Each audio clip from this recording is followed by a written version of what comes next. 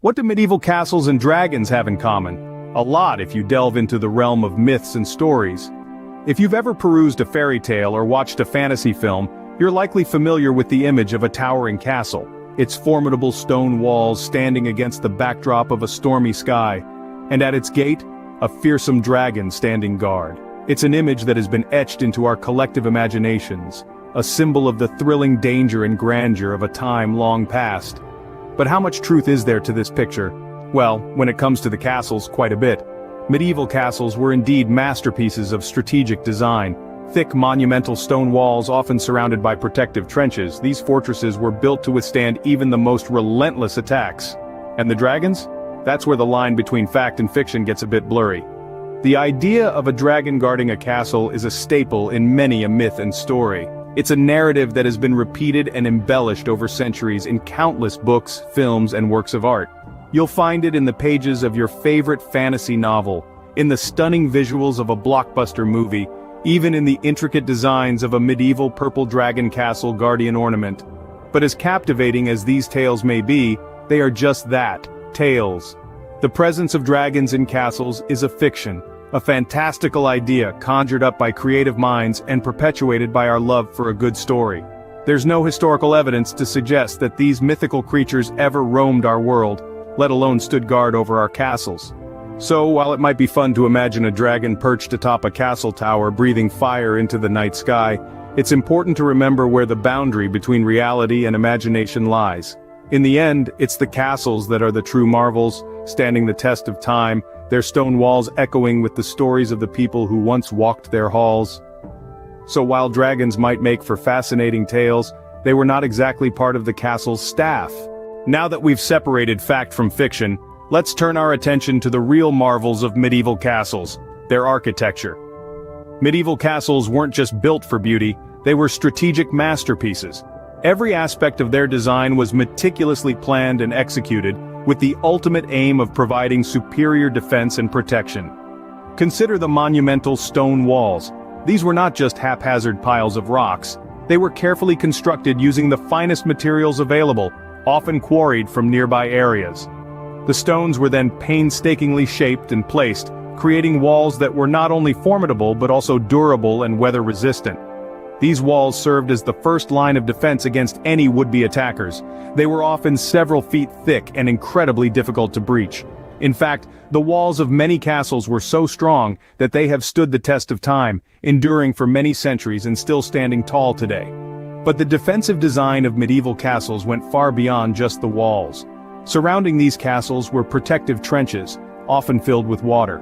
These were known as moats, and they served a dual purpose. Firstly, they acted as another barrier to prevent attackers from reaching the castle walls. Secondly, they served as an early warning system. Any attempt to cross the moat would create a disturbance, alerting the castle's inhabitants to the impending threat. Inside the castle, the design continued to prioritize defense. Narrow, winding staircases were designed to slow down intruders and give the defenders an advantage. High towers provided a vantage point for spotting enemies from a distance. Secret passages allowed for quick and safe movement within the castle during a siege. These castles were not just homes but fortresses, designed to withstand sieges and protect their inhabitants. The architectural marvels of these medieval castles are a testament to the ingenuity and resourcefulness of the people who built them.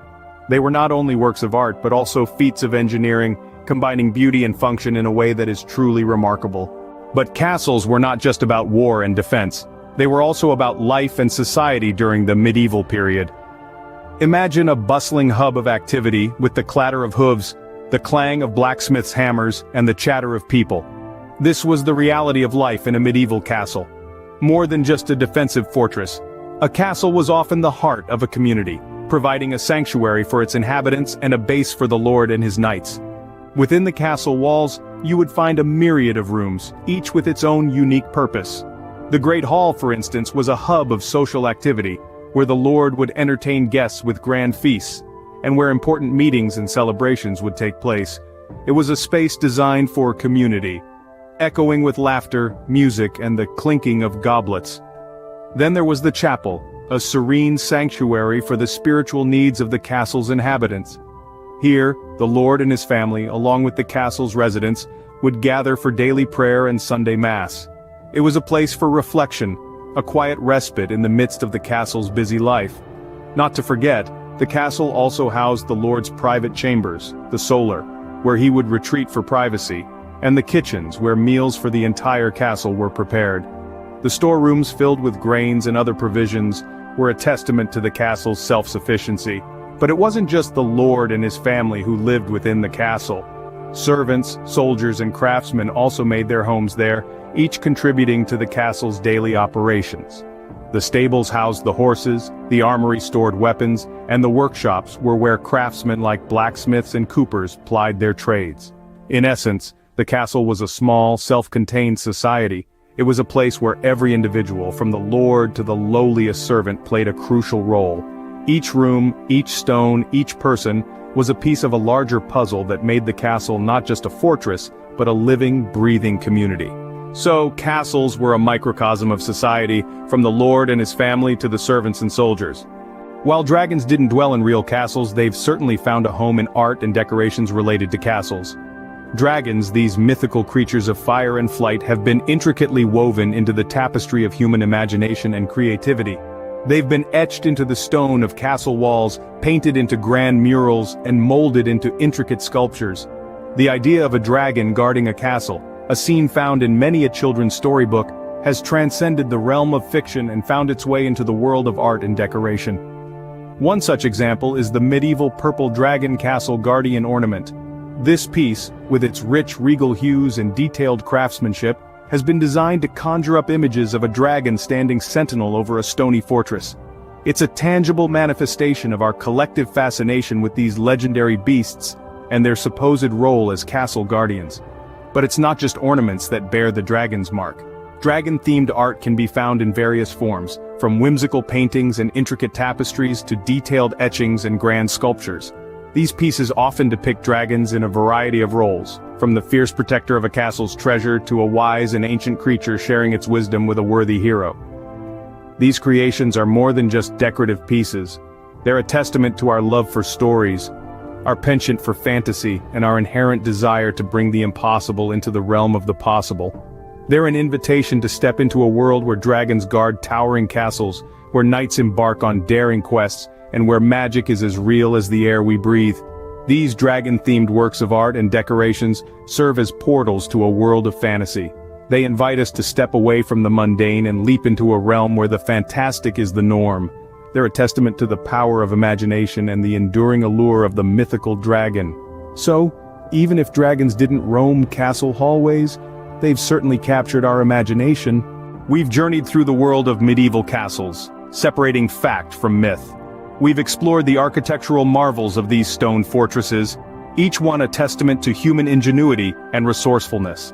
From towering turrets to imposing walls, every element of a medieval castle was designed with a strategic purpose. These castles were not only homes and fortresses, but also hubs of medieval life, hosting everything from royal feasts to judicial proceedings. In our exploration, we've also delved into the fantastical realm of dragons.